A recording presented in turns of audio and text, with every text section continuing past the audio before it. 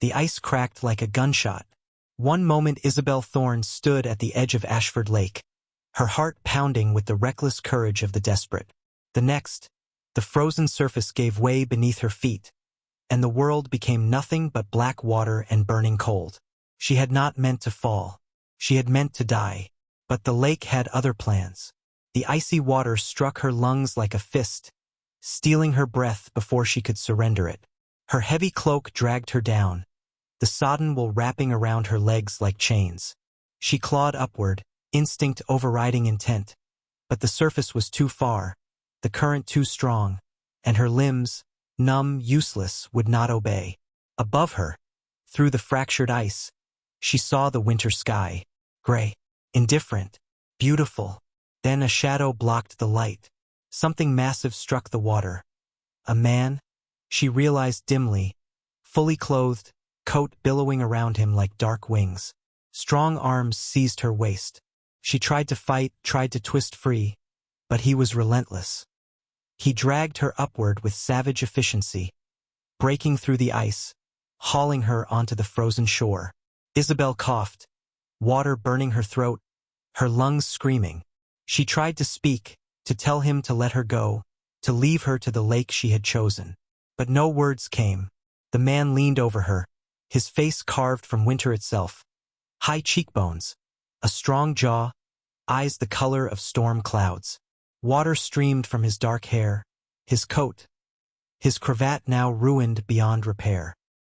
He was soaked through, trembling from cold, and yet his expression held no warmth, no relief. Only something harder, colder, fury. "Breathe," he commanded, his voice low and rough, stripped of all gentleness. She shook her head weakly, water dripping from her lips. "Let me," her voice broke, "let me go." His hand cupped her face, forcing her to meet his gaze. His touch was not gentle. It was a claim, a refusal. "No," he said, the single word carrying the weight of absolute authority. "You're mine now." Isabel's vision blurred. The last thing she saw before darkness claimed her was his face, austere and beautiful, and the way his gray eyes held something she could not name. No pity, not kindness, possession. If you cherish period stories, those that whisper like old letters and echo like longing hearts, leave your like and subscribe to the Countess's Tales. Your support allows these narratives to cross oceans and reach more souls around the world.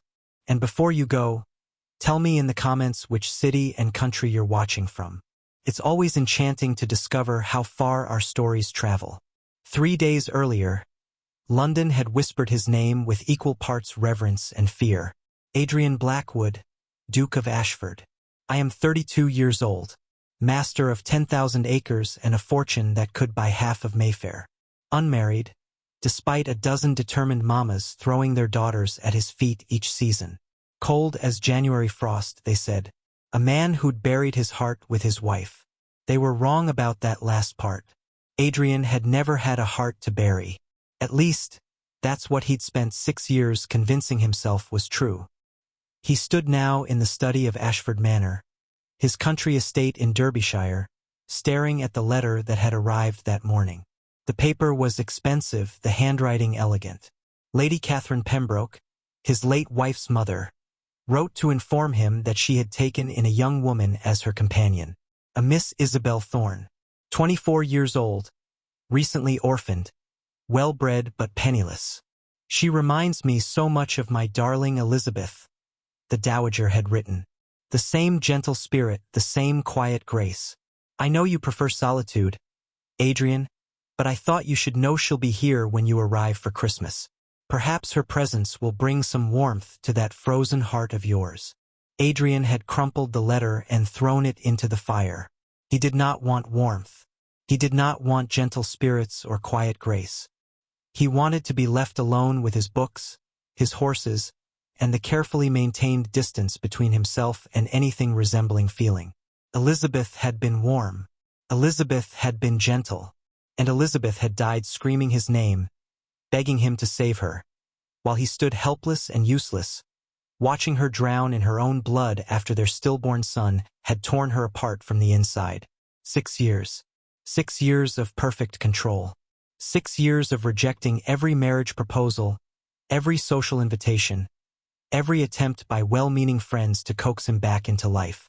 He had built walls of ice around himself, and he had no intention of letting anyone breach them, especially not some penniless orphan who reminded his mother-in-law of his dead wife. But Lady Catherine had asked him to come for Christmas. She was 73, growing frail, and he owed her that much. Elizabeth had loved her mother desperately. So Adrian had ordered his carriage prepared, packed his bags, and resigned himself to a week of forced civility and uncomfortable memories. He had not expected Miss Isabel Thorne. He certainly had not expected to find her standing at the edge of his lake, staring at the ice with the hollow-eyed determination of someone about to do something irreversible. The morning of his arrival, Adrian had gone riding at dawn. Ashford Manor sat on the edge of a vast park, with woods to the north and the lake to the south. He always rode to the lake first. It was where he came to think, to remember, to feel the closest thing to peace he ever knew. The air was bitter cold, his breath forming white clouds in the gray dawn light. Snow covered everything, pristine and untouched.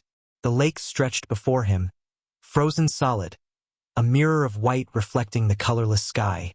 And there, at the water's edge, stood a woman. She was small, slender, wrapped in a dark cloak that seemed too large for her frame. Her hair was the color of autumn leaves, deep auburn, almost copper in the weak sunlight, and it fell loose down her back, unbound and improper. She stood perfectly still, staring at the ice as though it held answers to questions she dare not speak aloud. Adrian reined in his horse, something cold sliding down his spine. He knew that look. He had seen it before in the mirror, in the months after Elizabeth died, when he'd stood in this exact spot wondering if the ice would hold his weight or if the lake would be kind enough to take him. "Miss," he called out, his voice sharp with command. "Step back from the edge." She didn't move, didn't even turn to acknowledge him. Adrian dismounted quickly, tying his horse to a nearby tree. He approached carefully, the way one might approach a wounded animal. "Miss," he said again, softer now. "It's dangerous. The ice near the shore is thin." This time she turned, and Adrian felt something crack in his chest. Something he'd thought frozen beyond repair. She was beautiful. Not in the way London beauties were beautiful, all rouge and practiced smiles. Her beauty was raw, unguarded, the kind that came from bone structure and sorrow. High cheekbones, a delicate nose, lips that should have been made for laughter but were pressed thin with pain. And her eyes, God, her eyes, were the color of spring moss, green and alive and utterly, devastatingly empty. "It won't hold," she said quietly, and her voice was cultured, educated, with the faintest rasp of exhaustion. "The ice, you're right, it's too thin." "Then step back." She looked at him for a long moment, and Adrian felt the weight of that gaze like a physical thing. She was measuring him, he realized, deciding something. "Who are you?" she asked. "The Duke of Ashford. This is my estate. And you are no consequence." She turned back to the lake. "You should go. I'll only be a moment more." The hair on the back of Adrian's neck stood up. He moved without thinking, closing the distance between them in 3 long strides, and caught her wrist.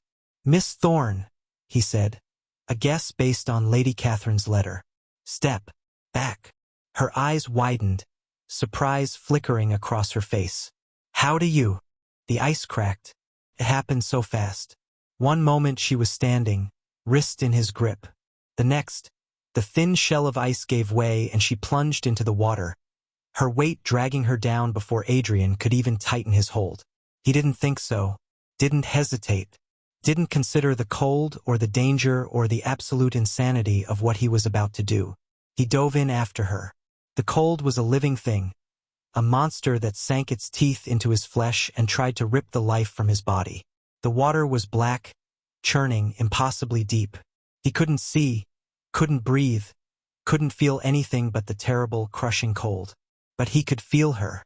His hand found fabric, then an arm, then her waist. He hauled her against him, kicked hard toward where he thought the surface was, and broke through the ice with his shoulder, gasping, lungs burning. She wasn't fighting him. That scared him more than the cold. Adrian dragged her onto solid ground, his movements clumsy, desperate. She was limp in his arms, her lips blue, her skin gray. Water streamed from her hair, her clothes, pooling on the snow beneath her. "Breathe," he commanded, pressing his palm against her chest, feeling for a heartbeat. "Damn you, breathe." She coughed, water spilling from her mouth, and Adrian felt relief so intense it nearly brought him to his knees. Her eyes opened, unfocused and glassy, and she looked at him with something like disappointment. "Why?" she whispered. "Why did you?" "Because I'm not going to let you die," Adrian growled, and the fury in his voice surprised even him. He scooped her into his arms, ignoring the way his own body shook with cold, and carried her toward his horse. She was too light, he thought distantly, too thin, like she'd been starving herself as slowly as she'd been dying inside.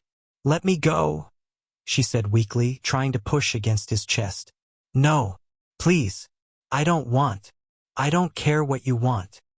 He placed her on the horse, then swung up behind her, wrapping his arms around her to keep her upright. "You're mine now, and I protect what's mine." Isabel's head fell back against his shoulder, too exhausted to argue. "I'm not yours," she murmured. Adrian spurred the horse into motion, racing toward the manor house, his wet clothes freezing solid in the wind. "Yes," he said quietly, so quietly she might not have heard. "You are." Isabel woke to warmth. It was the first thing she registered, warmth, everywhere, surrounding her like a cocoon. She was in a bed, a massive four-poster with heavy curtains drawn against the winter light. The sheets were soft, the pillows scented with lavender. A fire roared in the fireplace across the room, filling the air with the snap and crackle of burning wood. For a moment, she forgot where she was, forgot what had happened, forgot the lake, the ice, the terrible crushing cold. Then she remembered the Duke. Isabel sat up too quickly, her head spinning. She was wearing a nightgown, not hers, someone else's, too large and made of fine linen. Her hair was dry, brushed and braided. Someone had cared for her while she slept. The door opened, and an elderly woman entered carrying a tray. She had kind eyes and the capable air of a long-time housekeeper. "Awake at last," the woman said, setting the tray on the bedside table. "You gave us quite a fright, Miss Thorne. His Grace carried you in half-frozen, shouting for hot water and blankets. I've never seen him in such a state." Isabel's throat felt raw. "Where is he?" "Locked in his study, probably. Won't see anyone. Won't even change out of his wet clothes at first. We had to practically wrestle them off him." The housekeeper poured tea with practiced efficiency. "Drink this. You need warmth inside you as much as out." Isabel accepted the cup with trembling hands. "How long have I been asleep?" "All night and most of the day. It's nearly evening now. The full day." Isabel closed her eyes, shame washing over her. She had tried to die, and instead she had nearly killed the Duke of Ashford. What kind of monster did that make her? "I need to apologize," she said quietly. "You need to rest." The housekeeper's voice was firm but not unkind. "And eat. You're far too thin, child. Lady Catherine told me you'd been unwell, but I didn't realize how much." Unwell. A polite word for what Isabel had become in the 6 months since her world had ended. 6 months since the fire that had taken her parents and her younger sister. 6 months since she'd learned the truth, that her father had lost everything gambling, that their house had been mortgaged 3 times over, that the fire had been deliberately set by creditors who wanted to send a message. 6 months since she discovered she was utterly, completely alone in the world, with no money, no family, and no future worth living for. Lady Catherine Pembroke had been a friend of her mother's. She had offered Isabel a position as her companion out of charity. Nothing more. And Isabel had accepted because the alternative was starvation or worse. But every day was agony. Every morning she woke wishing she hadn't.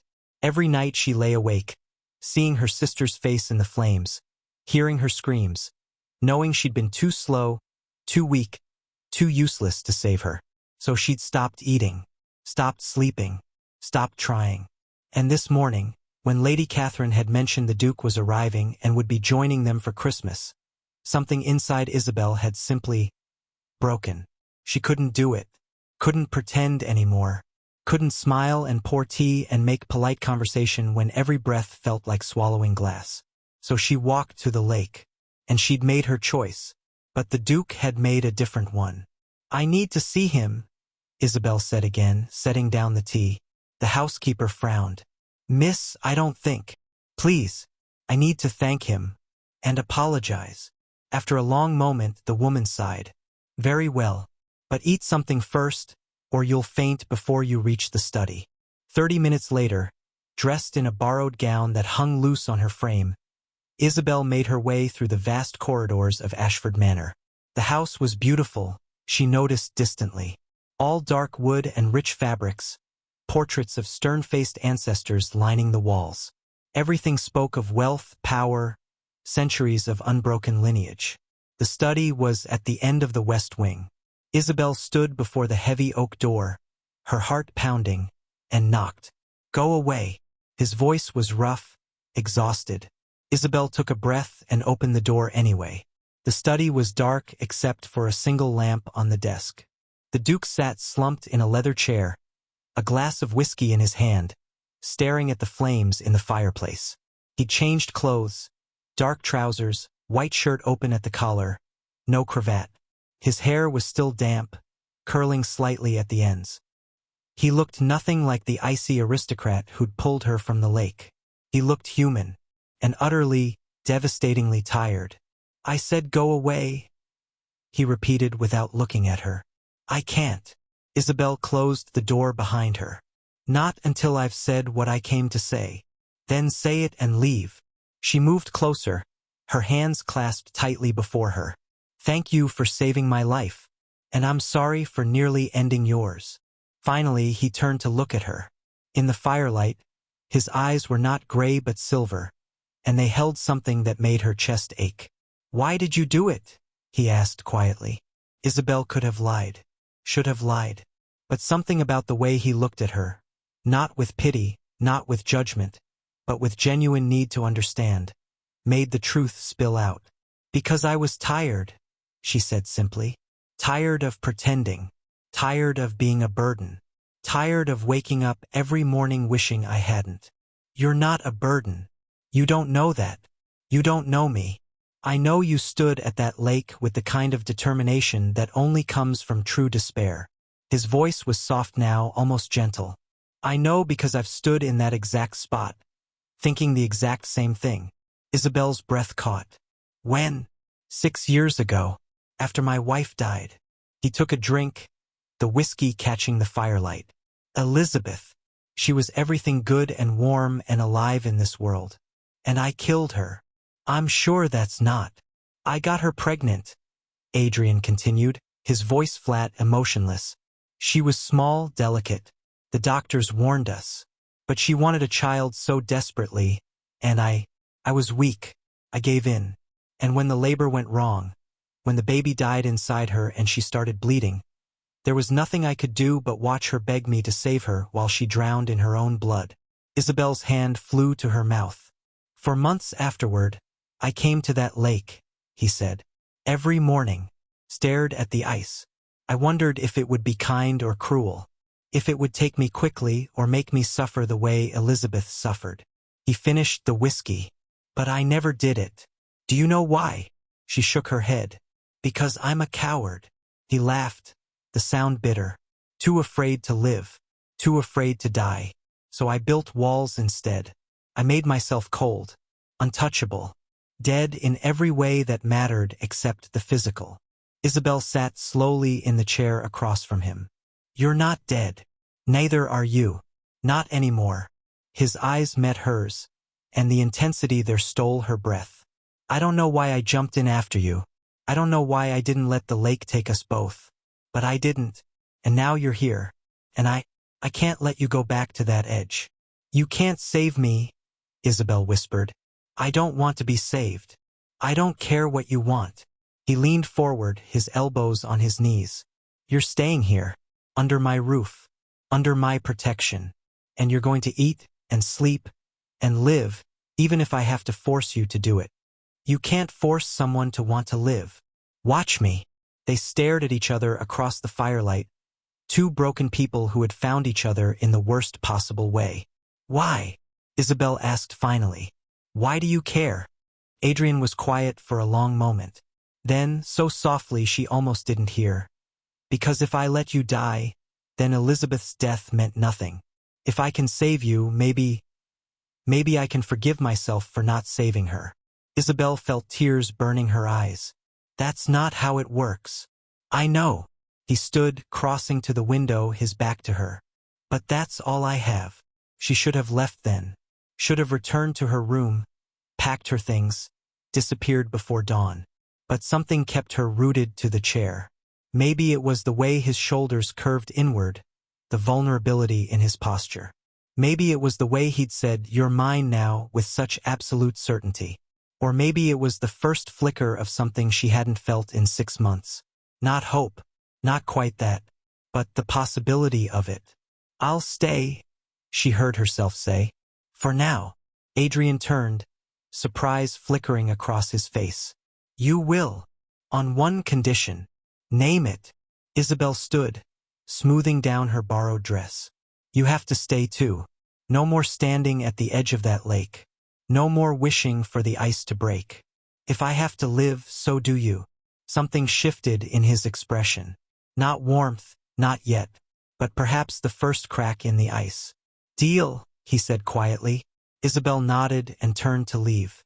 She made it all the way to the door before his voice stopped her. "Isabel." She turned back. It was the first time he'd used her given name. "You're not alone anymore," he said. "Neither of us is." She didn't trust herself to speak. So she simply nodded and slipped into the corridor, closing the door softly behind her. In the study, Adrian Blackwood stood alone in the dark and wondered what the hell he'd just promised. And why, for the first time in 6 years, the silence didn't feel quite so suffocating. The days that followed took on a strange rhythm. Every morning, Adrian woke before dawn and went to Isabel's door. At first, he knocked and announced himself. By the third day, she simply opened it when she heard his footsteps, already dressed in one of Lady Catherine's old gowns, altered to fit her slight frame. They didn't speak about where they went. They both already knew. The lake. Together, they walked through the snow-covered grounds as the sun rose, painting the frozen landscape in shades of pink and gold. They stood at the water's edge, side by side, staring at the ice that had tried to claim them both. At first, the silence was heavy, suffocating. But slowly, day by day, it eased, became comfortable, became companionship. On the 4th morning, Isabel spoke first. "Tell me about her." "Elizabeth." Adrian was quiet for so long she thought he wouldn't answer. Then, "She loved winter," said the snow made everything clean, pure. She used to ice skate on this lake when it froze solid, her and the village children. She'd organize races, give out ribbons she'd made herself. He smiled, but it was sad. She was good, kind, the kind of person who made everyone around her better just by existing. "She sounds lovely." She was. A pause. "Tell me about your sister." Isabel's throat tightened. "Emma." She was 16. Wanted to be a painter. She was talented, really talented. Our mother said she was wasting her time, that she should focus on finding a good match, but Emma didn't care. She painted every day, even when, her voice cracked, even when we had nothing left. The night of the fire, she'd stayed up late finishing a portrait of me. I found it after, half burned. But my face was still there, smiling like I'd never smiled in real life. Adrian's hand found hers. The touch was brief, almost hesitant, but it steadied her. "I'm sorry," he said quietly. "So am I." They stood like that, hands clasped, until the sun fully rose and the cold drove them back inside. Lady Catherine arrived for Christmas on the 7th day. She swept into Ashford Manor like a force of nature, all elegant gray silk and sharp blue eyes that missed nothing. At 73, The dowager was still formidable, her spine straight, her wit sharper than her late daughter's embroidery needles. "Adrian," she said, pulling him into an embrace that he returned stiffly. "You look terrible." "Thank you, Catherine. You're as tactful as ever." She laughed and turned to Isabel. "And you, my dear, some color has returned to your cheeks." "I'm glad." Isabel curtsied. "My lady." "None of that. We're family here." Catherine's eyes moved between them, shrewd and assessing. "Now, someone tell me why the entire household is whispering about the Duke diving into a frozen lake." The story came out haltingly. Lady Catherine listened without interrupting, her expression unreadable. When they finished, she was quiet for a long moment. Then she did something neither of them expected. She laughed. "Oh, my dears," she said, dabbing at her eyes with a lace handkerchief. "Forgive me. It's not funny. It's actually quite tragic. But the sheer dramatic irony of it all. Two people standing at the same lake for the same reason, 6 years apart, and one finally jumps in to save the other." She shook her head. "Elizabeth would have said it was fate." "Elizabeth believed in fairy tales," Adrian said quietly. "And you don't." "No." "Then why did you jump in?" Adrian had no answer. Catherine turned to Isabel. "And you, child, are you still standing at that edge?" Isabel glanced at Adrian. His expression was carefully neutral, but something in his eyes, something almost like hope, made her chest ache. "No," she said softly. "Not anymore." "Good." Catherine clapped her hands together. "Then it's settled. You'll both join me for Christmas festivities. There's a village celebration on Christmas Eve, and I absolutely insist you attend. Both of you." "Catherine, I'm 73 years old, Adrian. Humor me." He sighed. "Fine. Wonderful. Now, Isabel, come with me. We need to find you something proper to wear. You can't spend the entire winter in my cast-offs." As Catherine swept Isabel away, chattering about fabrics and seamstresses, Adrian stood alone in the entrance hall and felt something he hadn't felt in years. Not happiness. Not quite that. But perhaps the beginning of it.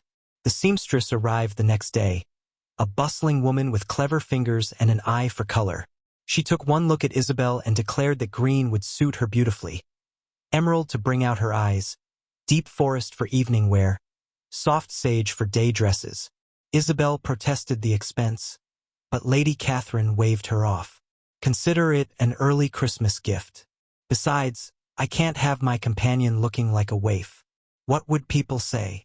So Isabel stood for hours while fabric was pinned and adjusted, trying not to think about the fact that she hadn't owned a new dress in over a year. The seamstress promised 3 gowns by Christmas Eve, which seemed impossible, but she was a woman of her word. Adrian kept his distance during the fittings, but Isabel saw him watching from the doorway more than once. When their eyes met, he didn't look away, didn't smile, just watched, like he was trying to memorize her features, or perhaps trying to understand why she was still here. She wondered the same thing herself. Christmas Eve arrived with fresh snow and bitter cold. The village celebration was to be held in the church hall, a modest affair by London standards, but charming in its simplicity. Lady Catherine insisted they arrive early to help with preparations. Isabel wore one of her new gowns, a sage green silk with delicate embroidery at the hem and sleeves. The seamstress had outdone herself. The dress fit perfectly, making Isabel look less like a ghost and more like a person, a woman. When she descended the stairs, Adrian was waiting in the entrance hall. He wore formal evening wear, all black except for his white cravat, and he looked so heartbreakingly handsome that Isabel had to pause on the last step to steady herself. He saw her. His eyes widened, just slightly, and for a moment something raw and unguarded crossed his face. "You look." He stopped, cleared his throat. "The dress suits you." "Thank you." Isabel descended the last step, her heart racing. "You look very fine as well, Your Grace." "Adrian," he said quietly. "When we're alone, call me Adrian." "Adrian," she repeated, testing the shape of his name. Something in his expression softened. "Better." Lady Catherine appeared, breaking the moment. "Are we ready? Excellent. Come along, then. The carriage is waiting." The village church hall was transformed. Candles everywhere, pine garlands strung across the rafters, tables laden with food and drink. The villagers greeted the Duke with warm respect and Isabel with friendly curiosity. Children ran between the adults' legs, laughing and shrieking. Musicians tuned their instruments in the corner. It was warm, alive. Everything Isabel's world had not been for 6 months. "They're going to dance," Lady Catherine announced, settling into a chair by the fire. "You two should join them." "I don't dance," Adrian said immediately. "Liar. You danced beautifully with Elizabeth." His jaw tightened. "That was different." "Was it?" Catherine's eyes were sharp. "Or are you simply afraid?" Isabel touched his arm gently. "We don't have to." Adrian looked at her hand on his sleeve, then at her face. The music started. A simple country reel, nothing like the elaborate waltzes of London ballrooms. "One dance," he said finally. They joined the other couples on the floor. Adrian's hand settled at her waist, his touch warm even through the layers of fabric. Isabel placed her hand on his shoulder, and they began to move. At first, Adrian was stiff, mechanical. But slowly, as the music swelled and the other couples spun around them, he began to relax. His steps became smoother. His grip on her waist tightened, just slightly. "You're a good dancer," Isabel said softly. "Elizabeth taught me." He paused. "She said dancing was like having a conversation without words." She was right. "What are we saying, then?" Isabel met his eyes. "That we're still here. That we survived. That maybe—" She hesitated. "Maybe that's enough." Adrian's gaze darkened, intensified. "Is it enough? I don't know. But I'd like to find out." The music shifted, slowed. They moved closer, closer than the dance required. His hand moved from her waist to the small of her back, pulling her against him. Isabel's breath caught. "Isabel," he murmured, his voice rough, "I need you to understand something." "What?" "I'm not good at this. At feeling. At wanting. I've spent 6 years making sure I felt nothing. And now you're here and I—" He stopped, struggling. "I don't know how to do this without breaking." "Then break," she whispered. "We're already broken. Maybe that's the point." His forehead dropped to hers, their movements barely more than a sway. "You're dangerous," he said quietly. "So are you." They stood like that, wrapped in each other and the music, until the song ended and reality intruded. The other couples applauded, laughed, and moved apart to find refreshments. Adrian and Isabel stayed where they were for a heartbeat longer. Then he stepped back, his expression carefully controlled once more. But his hand lingered on hers. "Thank you for the dance," he said formally. "You're welcome, Your Grace." "Adrian," he corrected. "Adrian," she agreed. Lady Catherine watched them from across the room, a small, satisfied smile on her face.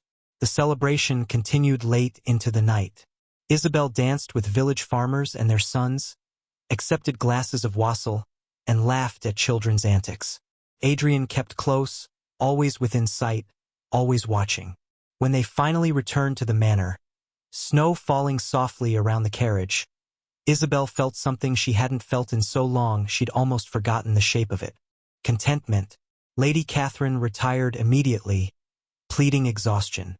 Isabel moved to follow, but Adrian caught her hand. "Walk with me?" he asked. "Just for a moment." They walked through the manor's entrance hall, through the library, until they reached the conservatory at the back of the house. It was dark except for moonlight filtering through the glass walls, illuminating exotic plants and a small fountain that tinkled softly. "I haven't been in here since Elizabeth died," Adrian said quietly. This was her favorite room. Isabel looked around. "It's beautiful. She would have liked you." He turned to face her. "You're nothing like her. She was soft where you're strong, optimistic where you're realistic. But she would have liked you anyway, would have seen what I saw." "What do you see?" Adrian stepped closer. His hand lifted, hesitant. then cupped her face with infinite care. "Someone worth saving," he said. "Someone worth knowing. Someone who makes the silence less." Less what? Less unbearable. Isabel's eyes burned with unshed tears. "Adrian, I know it's too soon," he said quickly. "I know you're grieving. I know I'm grieving. I know this is complicated and messy and probably a terrible idea. But I need you to know." His thumb brushed her cheekbone. "I need you to know that when I pulled you from that lake, something changed. I didn't just save you. You saved me too." A tear slipped down her cheek. Adrian caught it with his thumb. "I'm afraid," she admitted. "So am I. What if we break each other? Then we'll put each other back together." His voice was fierce now, certain. "As many times as it takes." Isabel rose on her toes, closing the distance between them, and pressed her lips to his. The kiss was gentle, questioning, achingly tender. Adrian made a sound low in his throat and pulled her closer, his arms wrapping around her waist, his mouth moving against hers with a hunger that had nothing to do with passion and everything to do with desperate, aching need. When they finally broke apart, both breathing hard, Adrian rested his forehead against hers. "Stay with me," he whispered. "Not just tonight. Not just for Christmas. Stay." "I'm not sure I know how to do anything else," Isabel confessed. "Then we'll learn together." They stood in the moonlight, two broken people holding onto each other like lifelines. And for the first time since the lake, Isabel allowed herself to believe. Not in fairy tales, not in perfect endings, but in the possibility of beginning again. The peace lasted exactly 3 days. On the morning after Christmas, a carriage arrived bearing an unexpected visitor. Lord Marcus Whitmore, Adrian's cousin and, until Adrian remarried and produced an heir, his closest living relative and heir to the Ashford title. Isabel saw the carriage from her bedroom window and felt a chill that had nothing to do with winter. She'd heard of Marcus from Lady Catherine's stories. He was Adrian's junior by 5 years, handsome in a sharp-edged way, charming when it suited him, and utterly without conscience. He'd wanted Elizabeth for himself once, had courted her relentlessly until she'd chosen Adrian instead. And when she died, he'd had the audacity to suggest Adrian should remarry quickly, ideally to Marcus's own sister, to secure the succession. Adrian had thrown him out of the house. They hadn't spoken since. Until now. Isabel dressed quickly and made her way downstairs. She found Adrian in the entrance hall, his expression carved from ice, facing his cousin with barely restrained hostility. "Marcus," Adrian said, the name clipped and cold. "What are you doing here?" Marcus was everything Adrian was not. Golden-haired where Adrian was dark, quick to smile where Adrian was reserved, dressed in the height of fashion where Adrian preferred austere simplicity. He was handsome, Isabel supposed, but there was something in his eyes, something calculating, that made her skin crawl. "Happy Christmas, cousin," Marcus said easily. "I heard you were in residence and thought I'd pay my respects. We are family, after all. We are nothing. Now, no need for hostility." Marcus's gaze slid past Adrian and landed on Isabel. His smile widened. "And who is this lovely creature? I don't believe we've been introduced." Isabel curtsied stiffly. "Miss Isabel Thorne. I'm Lady Catherine's companion." "Ah yes, the penniless orphan." Marcus's tone was light, but the words cut. "I heard about the tragedy. Such a shame. Your father was a gambler, wasn't he? Lost everything before the fire. Some say the creditors set it deliberately as a warning to others." Isabel's hands clenched in her skirts. "I don't see how that's any of your concern, my lord." "Oh, everything about this household concerns me." Marcus turned back to Adrian. "Especially when it involves my cousin's interests." "Miss Thorne is a guest in my home," Adrian said coldly. "You will treat her with respect or you will leave." "A guest? Is that what we're calling her?" Marcus laughed. "Come now, Adrian. The entire village is whispering about how you dove into a frozen lake to save her. How you've been taking morning walks together. How you danced with her at the Christmas celebration like newlyweds." His smile turned sharp. One might think you were developing an attachment. That's enough. Is it? Because from where I stand, it looks like you're about to make the same mistake you made with Elizabeth. Getting emotionally entangled with an unsuitable woman. Adrian moved so fast Isabel barely saw it. One moment Marcus was smirking. The next, Adrian had him by the throat, pressed against the wall. "Speak my wife's name again," Adrian said softly, dangerously, "and I will break every bone in your body." Marcus's eyes widened, but he managed to choke out, "Proving my point." Rather dramatically, "Cousin." Adrian released him with a shove. "Get out of my house." "I'm only trying to protect the family name," Marcus said, adjusting his cravat. "If you insist on harboring this girl, I insist on nothing except your immediate departure." "Fine." Marcus headed for the door, then paused. "But a word of advice, Adrian. Be careful. A duke can afford scandal. Penniless orphan cannot. And people talk. If you're not careful, Miss Thorne will find herself completely ruined." He smiled. "It would be such a shame." The threat hung in the air like poison. When the door closed behind Marcus, Adrian remained motionless, his hands clenched into fists, his breathing harsh. "Adrian," Isabel said softly, "I'm sorry." His voice was rough. "I should have known he'd come. Should have been prepared. It's not your fault, isn't it?" He turned to face her, and the anguish in his eyes made her heart break. "He's right, Isabel. About the scandal. About how people talk. If word spreads about us, about what happened at the lake, about how we've been, your reputation will be destroyed." "I don't care about my reputation. You should." He crossed to her, taking her hands. "You deserve better than being the subject of cruel gossip. Better than being called my, your what? Mistress," Isabel said bluntly. "Is that what you think people will say?" Adrian flinched. "Yes. Then they'll be wrong." She squeezed his hands. "Because whatever this is between us, it's not that. It's not sordid. It's not wrong. It's—" She searched for words. "It's two people finding each other when they were both lost. And if society wants to turn that into a scandal, that says more about them than us. You're braver than I am." "No. I'm just tired of being afraid." She pulled away, wrapping her arms around herself. "But Marcus was right about one thing. I am penniless. I have no family, no prospects, no protection beyond what Lady Catherine offers. If you continue to show me favor, people will talk. And that will reflect on you. On the Ashford name." "I don't care about the Ashford name." "You should. It's who you are." Adrian was quiet for a long moment. Then, "What if I could protect you? Properly. Legally." Isabel's heart stopped. "What are you saying?" "I'm saying." He took a breath, and when he spoke again, his voice was steady. "Marry me, Isabel." The world tilted. "You can't be serious." "I've never been more serious in my life."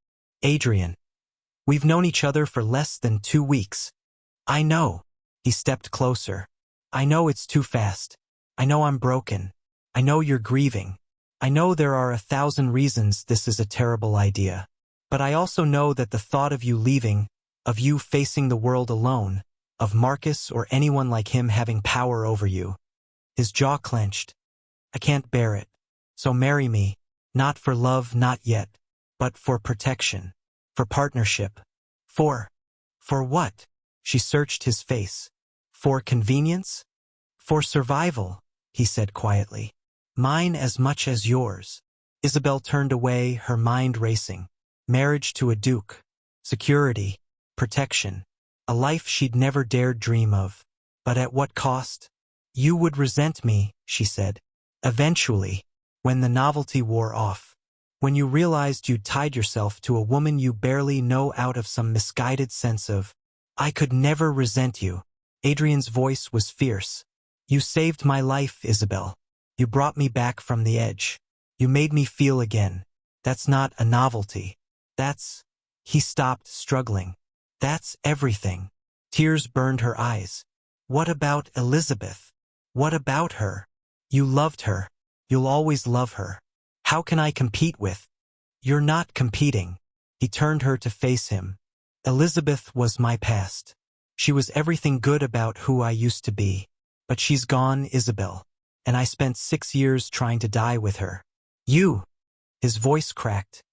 You're my chance at a future. At living again instead of just existing. I'm afraid, she admitted. So am I. But I'd rather be afraid with you than alone. Isabel closed her eyes. Thought of the lake, the ice, the cold. The moment Adrian's hand had closed around her wrist and refused to let go. Yes, she whispered. Adrian went utterly still. Yes, yes, I'll marry you. The kiss was different this time. Not gentle, not questioning. It was claiming, fierce, full of promise and desperation and relief. Adrian's arms wrapped around her, lifting her off her feet, and Isabel clung to him like he was the only solid thing in a world that kept trying to pull her under. When they broke apart, both breathing hard, Adrian rested his forehead against hers. I'll get a special license, he said. We can be married within the week. So soon, before I lose my nerve. Or you change your mind. A ghost of a smile. Or Marcus comes back with reinforcements. Isabel laughed despite herself. What will Lady Catherine say? She'll be delighted. She's been trying to matchmake us since you arrived. Has she? Oh yes, very unsubtle. He pulled back, his hands still on her waist. But we need to do this properly. Announce it. Make it clear this is a real marriage, not some arrangement. How do we do that? Adrian's expression hardened. We give them a scandal they can't ignore, but one that ends in marriage, not ruin. The plan was simple, almost too simple. That evening, Lady Catherine hosted a small dinner party.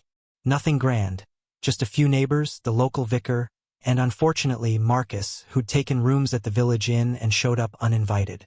Isabel wore her emerald dress, the one that brought out her eyes. Adrian couldn't stop looking at her across the dinner table, and he made no effort to hide it.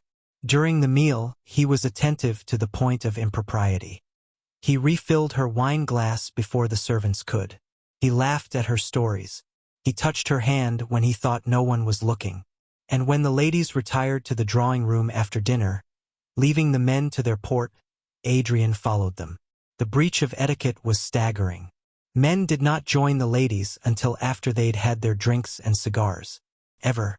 But Adrian walked into that drawing room, ignored the shocked gasps, crossed directly to Isabel, and went down on one knee. Miss Thorne, he said, his voice carrying clearly. Would you do me the extraordinary honor of becoming my wife? The room went dead silent. Isabel saw it all in slow motion. Lady Catherine's delighted smile, the neighbor's shock, Marcus in the doorway, his face purple with rage. Yes, she said clearly. I will. Adrian stood, pulled her into his arms, and kissed her in front of everyone. The scandal was immediate. By morning, every household within 20 miles knew that the Duke of Ashford had publicly proposed to a penniless orphan. By the day after, London had heard. And by the time they married 3 days later in the village church, with Lady Catherine weeping happily and half the county in attendance, the gossip had reached fever pitch. But it was too late. They were married. Legally. Irrevocably. Isabel Thorne was now Isabel Blackwood, Duchess of Ashford. And no one, not Marcus, not society, not even their own fears, could undo it. The wedding night was quiet. They returned to Ashford Manor as the sun set, painting the snow-covered grounds in shades of gold and rose. Servants lined the entrance hall, offering congratulations. Lady Catherine kissed them both and retired early, claiming exhaustion but wearing a smile that could have lit the darkest winter night. And then they were alone. Adrian led Isabel upstairs, not to his rooms or hers, but to a suite she'd never entered, the Duchess's apartments. Elizabeth's rooms. I had them prepared, Adrian said quietly, opening the door. Everything that was hers, the personal items, the reminders, I had them moved to storage. Not to erase her, just to make space. For you. Isabel stepped inside. The rooms were beautiful. A large bedroom with a 4-poster bed, A sitting room with floor-to-ceiling windows overlooking the lake, a dressing room, and a small study. Everything was fresh, new linens, new curtains, vases of winter roses on every surface. "It's lovely," she said softly. "There's a connecting door." Adrian pointed to an unobtrusive door in the far wall. "To my chambers, but it locks from your side. You're in control, Isabel. Always. If you want to wait, for months, for years, I'll wait with you. This marriage is real, but it doesn't have to be consummated. Not until you're ready." She turned to face him. He stood in the doorway, still in his wedding clothes, looking impossibly handsome and impossibly uncertain. "Adrian," she said, "come here." He obeyed, crossing the room until he stood before her. Isabel reached up, cupping his face in her hands. "I'm not made of glass," she said. "I won't break." "I know. Do you?" She held his gaze. "Because you're treating me like I might shatter at any moment. Like I'm some fragile thing that needs to be handled with care. Aren't you?" "No." She smiled sadly. "I'm already broken. We both are. But broken doesn't mean fragile. And I don't want to be treated like a porcelain doll. I want—" She hesitated. "I want my husband." Something dark and hungry flashed in Adrian's eyes. "Isabel, unless you don't want." He kissed her. Hard, desperate, 6 years of loneliness and need pouring into that kiss. His hands tangled in her hair, ruining the careful style the maid had created. Isabel gasped against his mouth, her own hands clutching his shoulders, pulling him closer. "I want," Adrian growled against her lips. "God, Isabel, I want so much I can barely breathe. Then have me." He pulled back, his breathing ragged. "Not like this. Not rushed. Not." He closed his eyes. "You deserve better than desperation." "I don't want better. I want you." Adrian opened his eyes, and the raw emotion there stole her breath. "Then you'll have me. Every broken piece. But slowly. I want to do this right." He stepped back, putting careful distance between them, and began to undo his cravat with shaking hands. Isabel watched, her heart racing, as he removed the formal wear layer by layer, jacket, waistcoat, cravat, until he stood before her in just his white shirt and dark trousers, vulnerable in a way she'd never seen. "Your turn," he said softly. Isabel turned, presenting her back. Adrian's fingers were gentle as he worked the endless row of buttons, each one coming undone with aching slowness. When the dress finally loosened, he pushed it off her shoulders, letting it pool at her feet. Beneath, she wore only a chemise and stayed. Adrian's breath caught.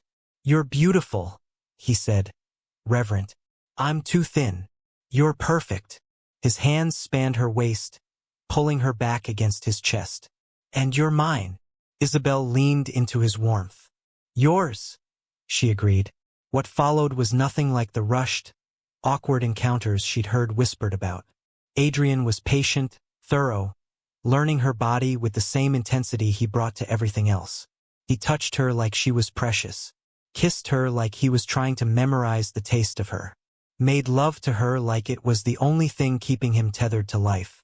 And afterward, when they lay tangled together in the massive bed, both breathing hard, both marked by each other, Isabel felt something she hadn't felt since before the fire. "Oh, I love you," Adrian said suddenly, quietly, into the darkness. Isabel went still. "What?" "I know it's too soon. I know I said this wasn't about love. But He turned, propping himself up on one elbow to look at her. "I think I fell in love with you the moment I pulled you from that lake. When you looked at me with those eyes and asked why I saved you.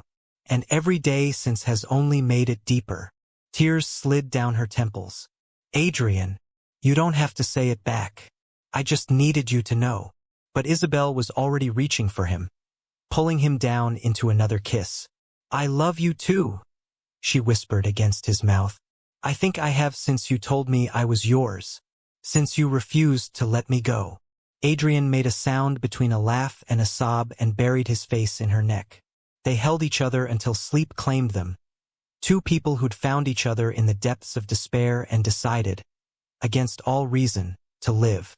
The honeymoon period lasted exactly 2 weeks. Then London society arrived. It started with letters. Dozens of them. Some were congratulatory, though the warmth felt forced. Most were viciously polite invitations to balls, dinners, and social events. The kind designed to display the new Duchess like a curiosity in a menagerie. "They want to see if you're suitable," Lady Catherine explained grimly. "If you can hold your own in their world. And if you can't." She didn't finish. She didn't need to. Adrian wanted to refuse them all. But Isabel insisted they accept at least some. She couldn't hide forever. And if she was going to be his Duchess, she needed to face society. Their first major event was a ball at the home of Viscount Ashworth, a distant relation of Adrian's and a prominent figure in society. The invitation was less a request and more a command. Isabel spent hours preparing. Lady Catherine helped her choose a gown, deep burgundy silk that made her skin glow, and coached her on etiquette. Names to remember, families to flatter, questions to deflect. "Remember," Catherine said firmly, "you are a duchess now. They cannot touch you without consequences. But they will try. They always do." Adrian waited at the bottom of the stairs when Isabel descended. He wore a full evening dress, all austere elegance, and when he saw her, something fierce and possessive crossed his face. "You're stunning," he said, offering his arm. "I'm terrified." "Good. So am I." He leaned close. "But we'll face them together." The Ashworth ball was everything Isabel feared. A crush of people, all jewels and judgment. Eyes tracked their entrance, conversations stopping mid-sentence. Whispers followed them like smoke. "There she is, the orphan duchess. I heard she tried to kill herself. He saved her from drowning. How romantic. Or convenient. Perhaps she planned the whole thing. I heard her father was a gambler. Lost everything. The fire was probably set deliberately. Well, she certainly landed on her feet, didn't she?" Adrian's arm tensed beneath her hand, but Isabel squeezed gently. "Ignore them," she murmured. "They have no right. They have every right. This is their world. We're just visiting." They made their way through the crowd. Some people were genuinely kind, old friends of Adrian's, families who'd known Elizabeth and approved of him finding happiness again. But others were cold, dismissive, deliberately rude in ways too subtle to call out. Lady Ashworth herself was the worst.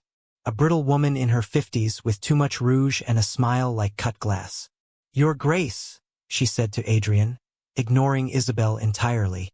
"Such a surprise to see you in society again. We'd quite given up hope." "Lady Ashworth," Adrian said coolly, "and this must be your bride." The pause before bride was deliberate. "How charming. I don't believe we've been properly introduced." "Isabel, Duchess of Ashford," Isabel said clearly. "Of course. So sorry. It's difficult to keep track of all the changes." Lady Ashworth's smile sharpened. "I knew your father, actually, Lord Thorne. Such a pity about his misfortunes.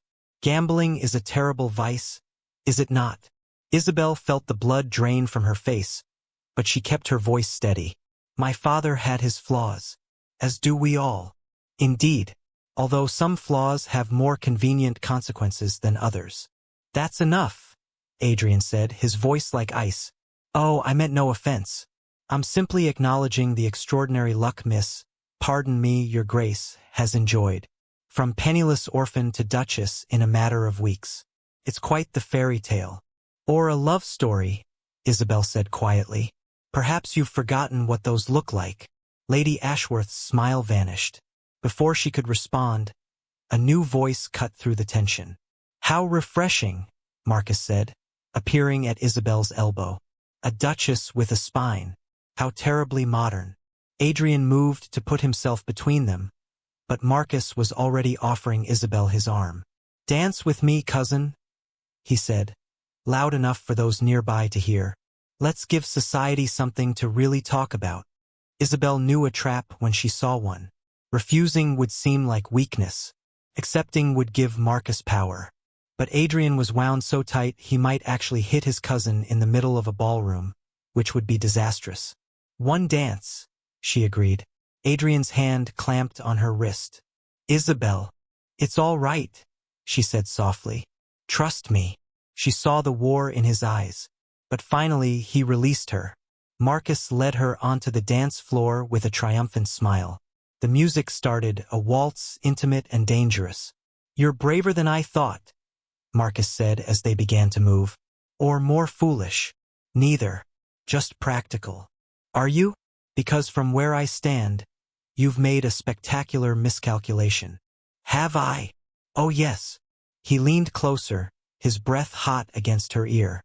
"You think marrying Adrian protects you, but all you've done is paint a target on your back. Society is already whispering, already questioning. How long before they conclude you're a fortune hunter? An opportunist? How long before the scandal becomes too much, even for a duke?" "Is there a point to this?" Isabel asked coldly. "The point, dear cousin, is that you don't belong here. You never will. And Adrian knows it. Deep down, beneath the infatuation, he knows he's made a mistake. Eventually, he'll resent you for it, for forcing him to choose between you and his name." "I forced him to do nothing." "Didn't you?" Marcus smiled. "You were drowning. He saved you. And now he's trapped by guilt and misplaced nobility. How romantic. How tragic." Isabel looked up at him, and whatever he saw in her eyes made his smile falter. "You're wrong," she said quietly. "About all of it. Adrian didn't marry me out of guilt or nobility. He married me because we understand each other in a way you could never comprehend. Because we're both broken. And broken people don't need perfection. We just need someone who won't leave when things get hard." Touching. But love doesn't pay debts. And your father left quite a few. Isabel's blood ran cold. "What?" "Oh. Did Adrian not mention? Your father's gambling debts didn't disappear with the fire. The creditors are still very much interested in collecting. From you now. Or," he smiled, "from your husband." "You're lying." "Am I?" "Ask him. Better yet, ask him how much he's already paid to keep them quiet, to keep them from dragging your name and his through every scandal sheet in London." The song ended. Marcus released her with a mocking bow and walked away, leaving Isabel standing alone on the dance floor. Adrian was at her side instantly. "What did he say to you? Is it true?" Her voice shook. "About my father's debts. Did you pay them?" Adrian's jaw tightened. "Isabel, answer me." He pulled her away from the crowd, into a quiet alcove. "Yes, paid them. £3,000. It was nothing." "Nothing?" She laughed bitterly. "That's more money than my family saw in a lifetime. And you paid it without telling me? Because I knew you'd react exactly like this." "Like what?" "Like someone who doesn't want to be bought." "I didn't buy you." Adrian's voice was harsh. "I protected you. There's a difference." "Is there?" "Because from where I stand, it looks like Marcus was right.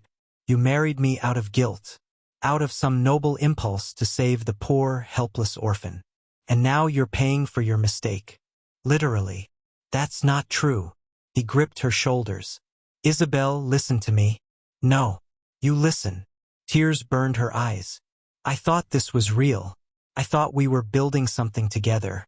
But you're still trying to save me. Still treating me like I'm made of glass. Like I'm a burden you have to carry." "You're not a burden." "Then stop acting like I am." Her voice broke. "Stop making decisions for me. Stop hiding things from me. Stop." She pulled away. "I need air." "Isabel, wait." But she was already gone, fleeing through the ballroom doors into the winter night. Isabel made it to the garden before the tears came. The cold air hit her like a slap, but she welcomed it. Anything was better than the suffocating heat of the ballroom. The whispers, the judgment, Marcus's poisonous words. £3,000. Adrian had paid £3,000 to erase her father's debts. Had he done it before the proposal or after? Did it matter? Either way, it made their marriage feel like a transaction. Like she was something to be acquired and maintained. Isabel. She spun. Adrian stood in the garden doorway, still in his evening wear, no coat despite the cold. Go back inside, she said. You'll freeze. I don't care. He approached slowly, like she was a skittish animal. I'm not letting you run from me. I'm not running. I'm thinking. Then think out loud. Because I can't fix this if I don't know what I've broken. Isabel wrapped her arms around herself. You haven't broken anything. That's the problem. You're trying so hard not to break me that you're smothering me, Adrian. Making decisions without consulting me. Paying my debts. Protecting me from everything. Her voice cracked. I don't need a savior. I need a partner. Adrian was quiet for a long moment. Then, you're right. She blinked. What? You're right. I have been trying to save you, to protect you, to make sure nothing ever hurts you again. He dragged a hand through his hair. But you're not Elizabeth. I know I'm not. No, I mean, he stopped, struggling. Elizabeth needed protection. She was gentle, trusting. She believed the best in everyone, even when they didn't deserve it. And I failed her. I couldn't save her when it mattered. So when you came along, when I pulled you from that lake, I thought, he closed his eyes. I thought if I could save you, if I could protect you from everything, maybe it would make up for failing her. Isabel's anger drained away, leaving only sadness. That's not how it works. I know that now. He opened his eyes. But I was so focused on saving you that I forgot you didn't need saving. You survived the fire. You survived losing everything. You survived the lake. You're the strongest person I know, Isabel. And I've been insulting that strength by treating you like you're fragile. She moved closer, her hand finding his. I am strong. But that doesn't mean I don't need you. Just as an equal, not as a protector. Can I be both? I don't know. She smiled sadly. Can you let me protect you too? Adrian pulled her into his arms, burying his face in her hair. I'm sorry. For the debts. For not telling you. For making decisions without you. I'll do better. Promise. I promise. They stood like that, holding each other in the cold garden, until Adrian spoke again. There's something else you should know. Isabel pulled back. What? The creditors. The ones I paid off. Marcus was behind them. Her blood went cold. What do you mean? He bought your father's debts months ago, before you even came to Ashford. He's been holding them, waiting for the right moment to use them as leverage. Against you. Against me. I didn't pay £3,000 to erase debts, Isabel. I paid £3,000 to get Marcus to stop using your family tragedy as a weapon. Rage, white-hot and clarifying, burned through her. He knew. From the beginning, he knew exactly how to hurt me. Yes. And you didn't tell me because I didn't want you to feel like you owed me anything. Like our marriage was a business transaction instead of what? Adrian cupped her face. Instead of love. The word hung between them, fragile and fierce. Marcus is going to keep coming, Isabel said quietly. He's not going to stop until he destroys us. I know. So what do? Adrian's expression hardened. We destroy him first. They returned to the ballroom together. This time there was no hesitation, no doubt. They moved as a unit, Adrian's hand possessive at the small of Isabel's back. Marcus saw them coming. His smile was smug, victorious. He thought he'd won. He was wrong. Adrian walked straight up to him, his voice carrying clearly across the suddenly quiet room. Marcus, he said pleasantly, I have a question. Oh, how much did you pay for Lord Thorne's gambling debts? Marcus's smile faltered. I don't know what. £1,200, Adrian continued. You paid £1,200 for debts totaling £2,000. And then you demanded £3,000 from me to release them. That's not debt collection, cousin. That's extortion. The room went dead silent. Marcus recovered quickly. You're making wild accusations. Am I? Adrian pulled a folded paper from his pocket. This is a signed affidavit from the original creditor. stating you purchased the debts with the express intent of using them against my wife. It's dated 6 weeks ago, 2 weeks before she even came to Ashford. That proves nothing. It proves you've been planning this, manipulating her, using her family's tragedy for your own gain. Adrian stepped closer, his voice dropping dangerously. It also constitutes fraud, and I'm prepared to take this to the magistrate if necessary. Marcus's face went white. You wouldn't dare. Try me. For a long moment nobody moved. Then Marcus laughed, the sound harsh and ugly. Fine. You win this round. But you're making a mistake, cousin. She's not worth it. She'll destroy you. Isabel stepped forward. I'm standing right here, Lord Whitmore. If you have something to say it to my face. Marcus looked at her with pure venom. You're a gold-digging opportunist who manipulated a grieving man into marriage. Everyone knows it. Everyone sees it. And eventually even Adrian will. The slap echoed through the ballroom. Isabel's hand stung, but she didn't care. She kept her chin high, her voice steady. You will not speak about my husband or our marriage again, she said clearly. You will not contact us. You will not spread rumors. And if you ever threaten me or anyone I love again, I will not need Adrian to protect me. I will destroy you myself. Do you understand? Marcus pressed a hand to his reddening cheek, shock and rage warring on his face. You're going to regret this, he hissed.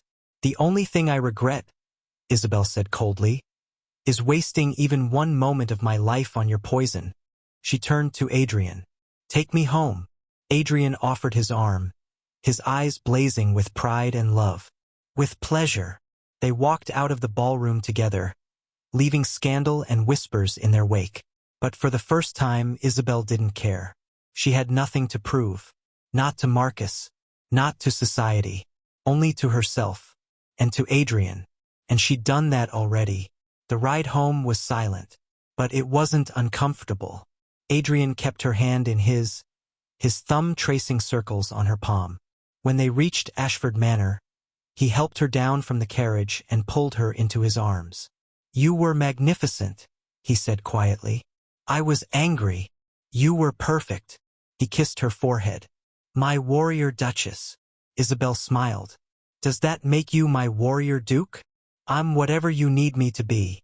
Then be my husband, my partner, my equal. Always, he promised.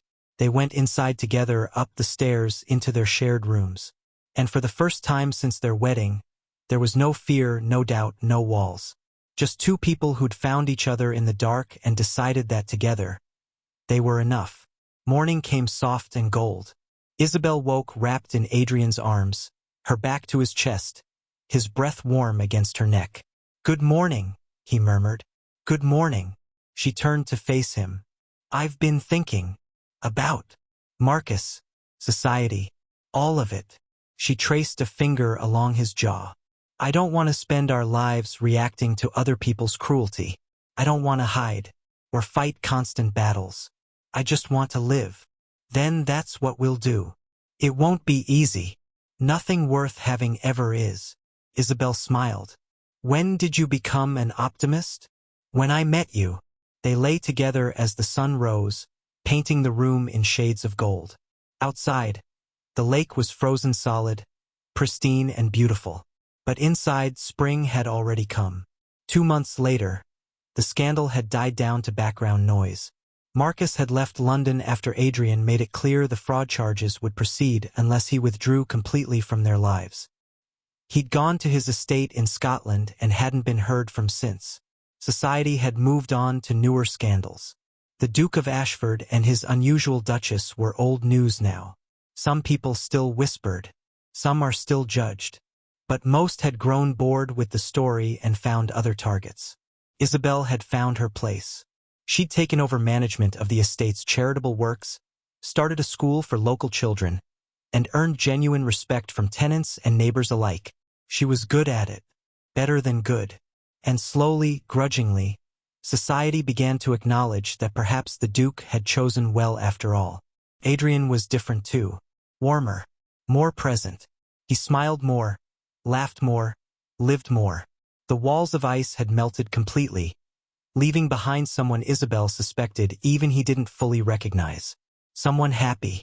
One morning in late February, Isabel woke feeling ill. Nothing terrible, just nausea, exhaustion. She thought it was a passing sickness until Lady Catherine took one look at her and smiled knowingly. "Oh, my dear," Catherine said. "I think perhaps you should see the doctor. It's just a stomach complaint." "Is it?" Catherine's eyes twinkled. "Or is it something more interesting?" Isabel froze. Then her hand flew to her stomach. "You don't think?" "I think you should see the doctor," Catherine repeated gently. Dr. Matthews confirmed it that afternoon. Isabel was 6 weeks pregnant, due in October. She sat in the drawing room afterward, staring at nothing, her hands pressed to her still flat stomach.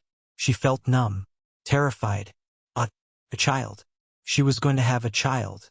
What if she couldn't protect it? What if something went wrong? What if she lost it the way Adrian had lost? "Isabel?" She looked up. Adrian stood in the doorway, concern etched on his face. "Dr. Matthews found me," he said carefully. "Told me you needed to speak with me. Are you all right? Are you ill?" Isabel stood slowly. "I'm not ill." "Then what?" He stopped. Understanding dawned. "Isabel, I'm pregnant." For a moment, Adrian didn't move, didn't breathe. His face went utterly blank. Then he was across the room, pulling her into his arms so tightly she could barely breathe. "Are you sure?" His voice shook. "Yes, 6 weeks. Due in October." He pulled back, his hands framing her face, his eyes searching hers. "How do you feel?" "Terrified, overjoyed, confused." She laughed weakly. "All of it at once." "Elizabeth," he started, then stopped. "When Elizabeth was pregnant, I was so afraid. Every day, every moment. And then when things went wrong," he swallowed hard. "I can't lose you, Isabel. I can't survive that again." "You won't." She covered his hands with hers. "This isn't Elizabeth's story. It's ours. And we're going to be fine. Both of us. You don't know that." "No, but I believe it." She smiled. "And I need you to believe it too. Can you do that?" Adrian closed his eyes. She felt him tremble, and felt the war raging inside him. Fear against hope, past against future. Finally, he opened his eyes. "Yes," he said. "Yes, I can believe it." He sank to his knees, his hands on her stomach, his forehead pressed against her. "Hello, little one," he whispered. "I'm your father, and I promise both of you, I will protect you with everything I have. You are loved, so loved." Isabel's hands threaded through his hair, tears streaming down her face. "We're going to be all right," she said again. And for the first time since the lake, she truly believed it. October arrived in a blaze of color. The trees around Ashford Manor turned gold and crimson. The air grew crisp. The lake, that cursed, blessed lake, reflected the autumn sky like polished glass. And in the Duchess's apartments, surrounded by candles and love and a doctor who looked far more nervous than his patient, Isabel brought new life into the world. It wasn't easy. The labor was long, hard, punctuated by screams and tears and moments where Adrian, holding her hand and refusing to leave despite propriety, looked like he might actually break. But when the baby finally came, a girl, small and perfect and furiously alive, the room erupted in relieved laughter and grateful tears. "She's perfect," the doctor said, placing the tiny bundle in Isabel's arms. "Completely healthy." Isabel looked down at her daughter and felt her heart crack open in ways she hadn't known were possible. The baby had Adrian's dark hair and her own green eyes. She was beautiful, impossible. "There's Adrian," she said softly. He was at her side instantly, his hand shaking as he touched the baby's tiny head. "Elizabeth," Isabel said. "We should name her Elizabeth." Adrian's breath caught. "Are you sure?" "I'm sure. She was part of your story. Now she's part of ours." He kissed her forehead, tears streaming unashamedly down his face. "Thank you." "For what?" "For living. For staying." for giving me this." He looked at their daughter. "For giving me everything." 3 days later, Isabel was strong enough to walk. She insisted on going to the lake. Adrian carried baby Elizabeth, Eliza, they'd started calling her, in his arms. Lady Catherine walked beside them, her hand on Isabel's arm, steady and supportive. They stood at the water's edge, the same spot where Isabel had fallen, where Adrian had dove in, where everything had changed. "I thought I was dying that day," Isabel said quietly. "I thought my life was over." "It was," Adrian said. "Your old life. The one where you were alone and hopeless and drowning in grief." He looked at her. "But then you found a new one. We found it together." "Yes." Isabel took Eliza from his arms, holding their daughter close, feeling her warmth, her life, her perfect, impossible existence. "The lake almost killed us both," she said. "But it also brought us together, saved us in a way." "Do you believe in fate?" Adrian asked. "I believe in choices." Isabel smiled. "You chose to jump in. I chose to live. We chose each other. And every day we choose again." Lady Catherine squeezed her arm. "Elizabeth would have loved this," she said softly. "Seeing you both happy, seeing her namesake. She always said life was meant to be lived fully, even when it hurt." "She was right," Adrian said. They stood together as the sun set over the lake, painting the water in shades of gold and rose. The ice wouldn't come for months yet. Winter was still distant, a memory and a promise. But even when it did come, even when the lake froze solid and the world turned white and cold, Isabel knew they would face it together, because they were no longer standing at the edge, looking in. They were living, truly living, and that made all the difference. 1 year later, almost to the day, Adrian woke early. He dressed quietly, careful not to wake Isabel, and made his way downstairs. The morning was cold, frost coating the windows, but he didn't care. He walked to the lake. The ice was thin at the edges, just beginning to form. In a few more weeks it would be solid, beautiful, deadly. But Adrian felt no pull toward it, no whisper of old temptations. He simply looked at the water and felt grateful. "Thank you," he said quietly, to the lake, to Elizabeth's memory, to fate or God or whatever had brought him to this exact spot 1 year ago when Isabel had needed him most. "Adrian," he turned. Isabel stood on the path, wrapped in a warm cloak, holding Eliza. The baby was awake, gurgling happily, reaching for snowflakes. "I woke and you were gone," Isabel said. "I thought." "I'm not going anywhere," Adrian said, crossing to her and pulling them both into his arms. "Not ever again.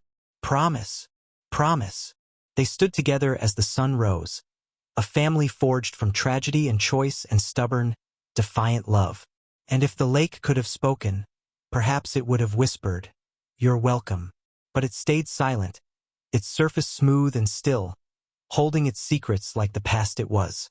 Because some endings are really beginnings, and some drowning leads to breathing again.